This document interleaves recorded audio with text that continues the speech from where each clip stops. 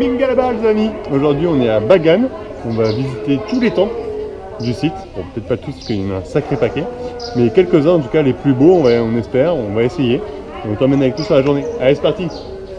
Gros ciel bleu en plus, on a de la chance, hein. Il fait déjà chaud, il est 10h du matin.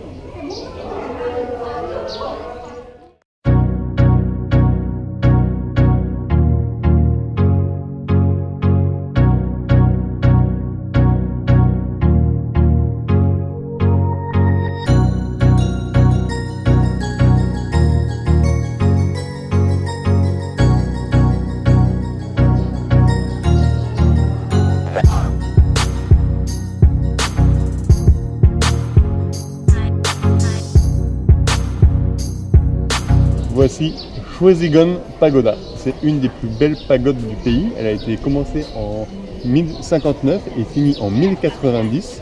C'est une des plus vénérées aussi du pays par les bouddhistes, puisque apparemment elle abriterait un os frontal de Bouddha et une dent, une réplique d'une dent qui se trouve aussi au Sri Lanka à Kandy.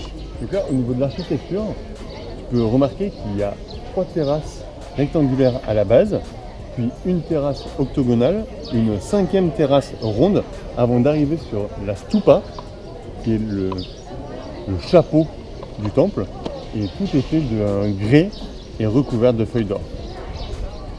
Magnifique.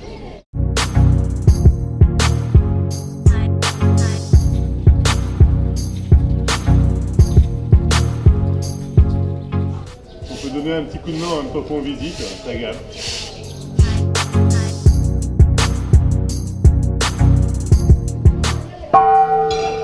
Pagode suivante. Donc nous étions au temple Shwezigon Pagoda ici et on va se rendre au temple Tilomino qui est ici.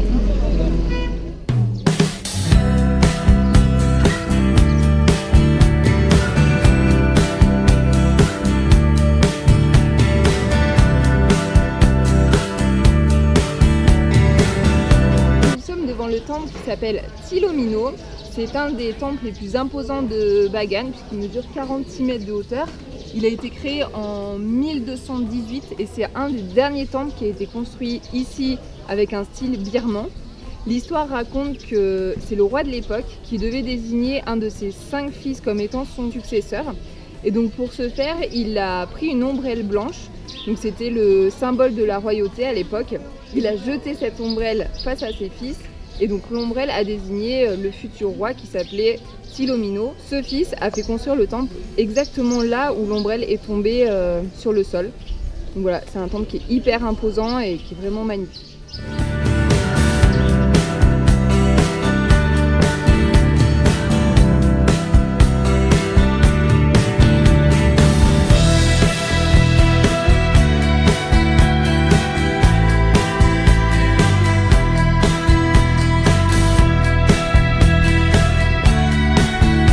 Donc là en fait ils savaient que je venais, donc ils me font une offrande et ils ont mis pas mal d'encens étant donné que je venais visiter leur temple. Bah je déconne, ils coulent des herbes.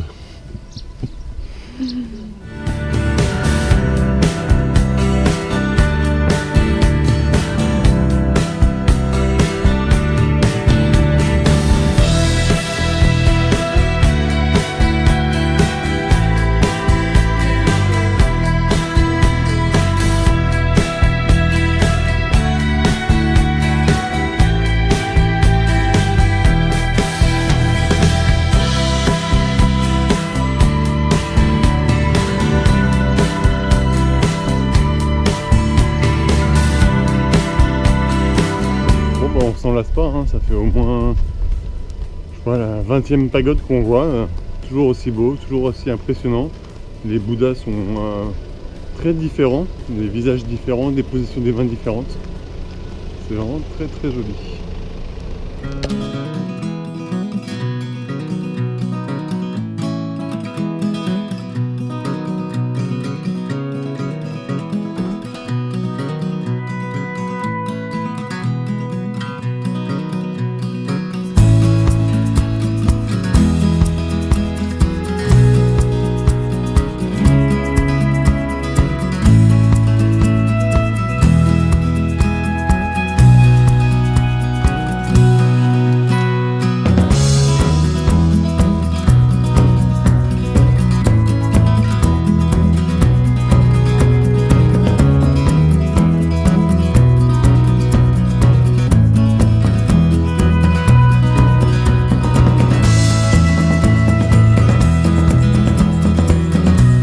Là, nous sommes devant le temple Ananda, qui est l'un des plus anciens et l'un des plus prestigieux du site de Bagan.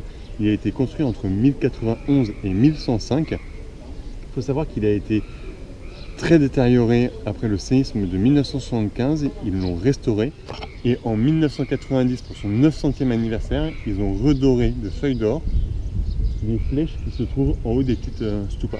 C'est un Bouddha de 9 mètres de haut. Quand un Bouddha est aussi grand, cela signifie qu'il a atteint le nirvana. Good night.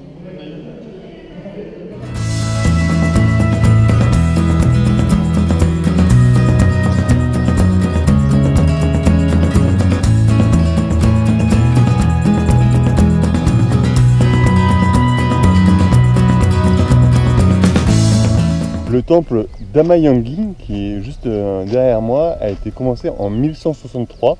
Il n'a jamais pu être terminé puisque le roi qui a commencé à le construire a été assassiné et son fils a connu le même sort.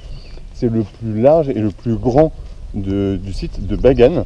Il est vraiment impressionnant et ce qui est particulier, c'est que l'intérieur est un peu vide, mais on a différents Bouddhas, notamment 2 Bouddhas côte à côte et également des fenêtres et des couloirs qui donne un petit côté mystérieux à ce temple. Pour changer, voici 2 Bouddhas côte à côte. C'est la première fois qu'on voit ça sur le site de Bagan.